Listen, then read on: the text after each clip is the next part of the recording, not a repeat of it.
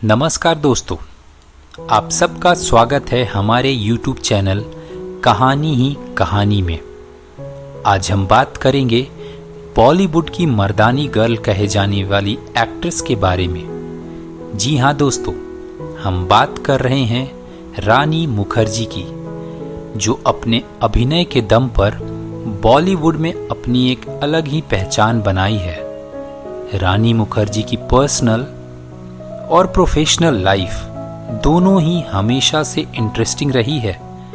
रानी मुखर्जी का जन्म 21 मार्च 1978 को मुंबई में एक बंगाली परिवार में हुआ। फिल्मी परिवार से ताल्लुक रखने वाली रानी मुखर्जी के पिता राम मुखर्जी थे, जो कि एक डायरेक्टर और प्रोड्यूसर थे, और इनकी माँ कृष्णा मुखर्जी एक गायिका थी।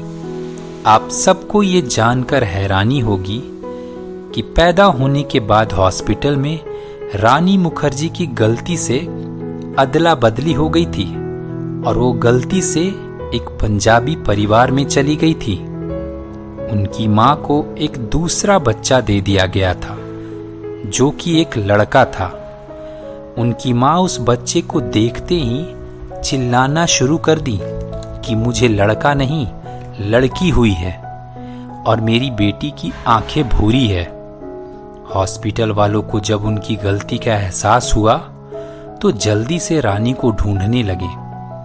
तो पता चला कि रानी मुखर्जी एक पंजाबी परिवार के पास हैं। उन्हें वहां से वापस लाया गया और उनकी मां को सौंप दिया गया। बचपन में एक और आश्चर्य करने वाली घटना रानी मुखर्जी के साथ हुई थी। जी हाँ दोस्तों, आप सबको ये जानकर हैरानी होगी कि रानी मुखर्जी के बड़े भाई राज मुखर्जी बचपन में ही उन्हें जान से मार देना चाहते थे। इस बात का खुलासा राज मुखर्जी खुद एक टीवी शो में कर चुके हैं।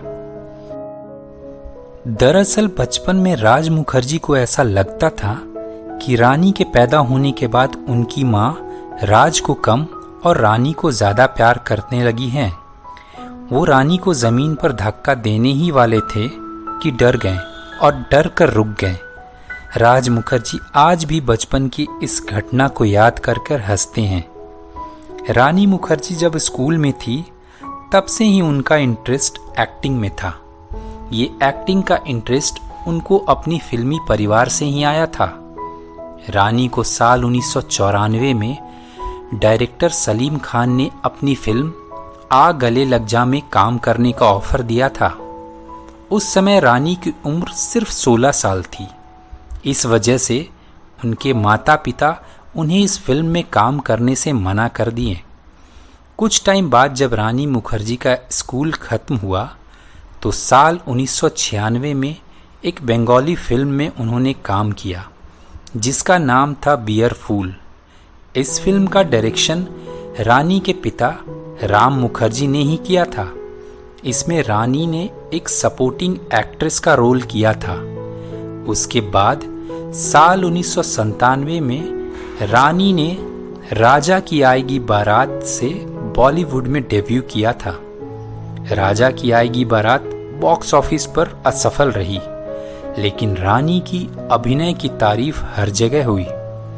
उसके बाद साल 1998 में रानी को आमिर खान के साथ फिल्म गुलाम और शाहरुख खान के साथ फिल्म कुछ कुछ होता है में काम करने का मौका मिला।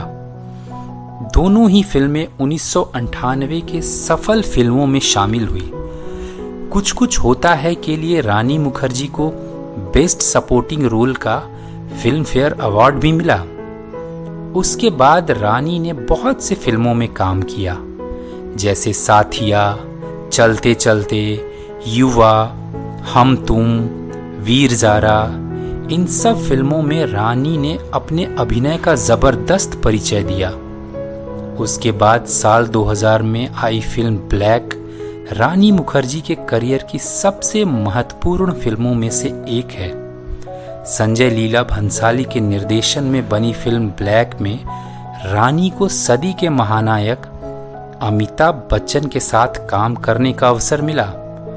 इस फिल्म से रानी ने न सिर्फ दर्शकों बल्कि फिल्म समीक्षकों के दिल भी जीत लिए।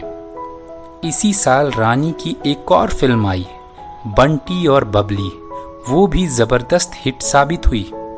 रानी को अपने अभिनय के लिए बहुत से अवार्ड मिले। उसके बाद साल 2014 में फिल्म मर्दानी आई। इस फिल्म के रिलीज के बाद रानी मुखर्जी को बॉलीवुड में मर्दानी गर्ल कहकर बुलाया जाने लगा। अपनी फिल्मी करियर के दौरान रानी का नाम बहुत से को एक्टर्स के साथ जोड़ा गया, जिनमें आमिर खान, गोविंदा और अभिषेक बच्चन से तो इनके प्यार और शादी के चर्चे जोरों पर थे। कहा जाता है कि रानी मुखर्जी का बंगाली होने की वजह से जया बच्चन भी उनको अपनी बहू बनाना चाहती थी, लेकिन कुछ वजहों से रानी और अभिषेक की शादी नहीं हुई। फिर रानी की जिंदगी में बॉलीवुड के सबसे बड़े प्रोड्यूसर आदित्य चोपड़ा आए, जो कि पहले से ही शादीशुदा थे। लेकिन आदित्य चोपड़ा को रानी इतनी ज़्यादा पसंद थी कि साल 2014 में उन्होंने रानी से शादी कर ली। उसके बाद इन दोनों की एक बेटी भी हुई, जिसका नाम अदीरा है। तो दोस्तों, ये थी बॉलीवुड की मर्दानी गर्ल कहे जाने वाली रानी मुखर्जी की कहानी।